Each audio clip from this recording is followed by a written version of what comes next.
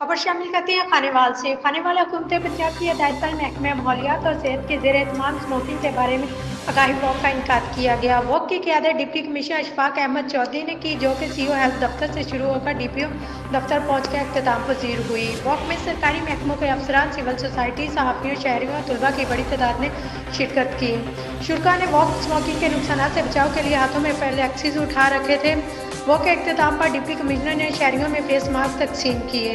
Deputy commissioner ने इस मौके पर कहा है कि स्मोक के खात्मे के लिए शहरी ज़िली इंतजामिया से ताउन करें। इन्होंने मीडिया से गुफ्तगू करते हुए बताया कि स्मोक के बायस बनने वाले इंडस्ट्रियल यूनिट्स भट्टों के खिलाफ दफ़ा 144 के तहत कार्रवाइयाँ जारी।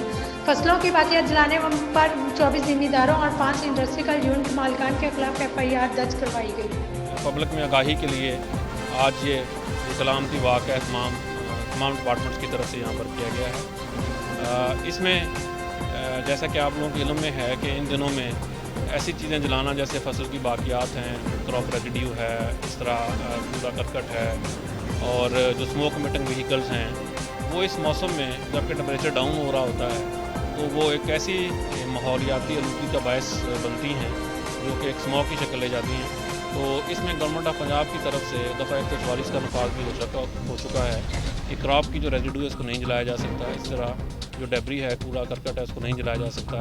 उसके बारे में तमाम तर जो महकमे हैं, जिसमें एनवायरनमेंट डिपार्टमेंट है, एग्रीकल्चर डिपार्टमेंट है, लोकल गवर्नमेंट्स हैं, सेक्रेटरी RTA हैं, ट्रैफिक पुलिस है, बाकी जो तमाम इससे मुतल्लिका महकमे हैं वो इसमें एक्शन ले रहे हैं और डेली बेसिस पे एक्शन ले रहे हैं।